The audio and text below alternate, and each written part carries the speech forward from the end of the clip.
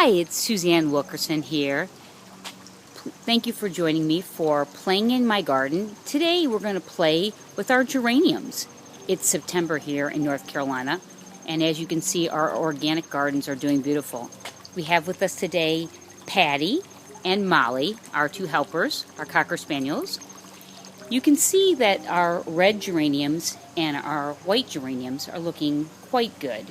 But alas, it's that time of the year when you want to take these out and put in your next plantings. In this particular case, we're going to go ahead and put in sort of the traditional pansies, mums, peonies.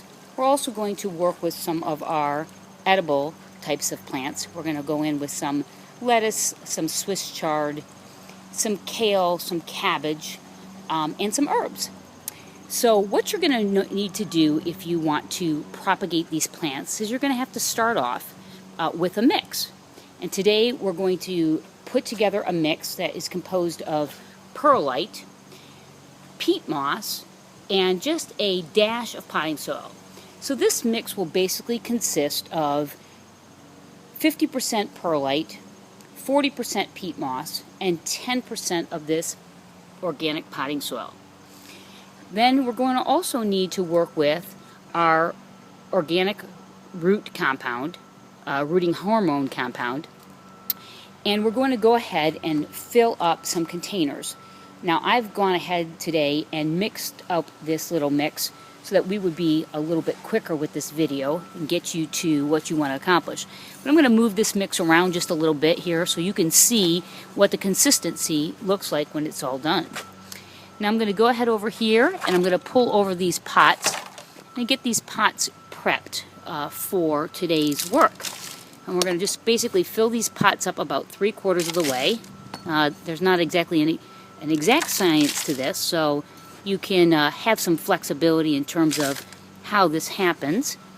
Basically I'm going to fill all of these up, and we're going to just create today one flat. You see we have a little bit of the perlite that hasn't mixed quite enough yet, so we'll mix a little bit further, and we're going to fill up these various pots. As I said, we're going to get them about 3/4 of the way full. We are going to press them down a bit, and so I'm going to fill them a little extra here to end up with that 75% full. A lot of times I reuse pots that I've gotten over the season, and so in this case you're going to see that most of these pots have already been used before. So you can see I'm just going ahead now and pushing these down. And I'm going to take this, I'm going to go right over to my garden beds. Add a little more dirt in that one. Got a little too much perlite in there. Add a little bit more dirt to that one as well. Okay, so we've got most of these pots about 75% full. And now what I'm going to do is I'm going to go ahead and take my rooting compound and stick it in this container. And I'm going to walk over to the bed that I'm about to take out so that we can enjoy these geraniums again next season. Now over the winter I will actually put these in my basement. I don't even need to have grow lights down there. I'm just going to have them by an open light. I have an unfinished basement and I'm going to be able to enjoy them. Next thing I'm going to do is I'm going to go over here and get some of my garden shears for the clipping.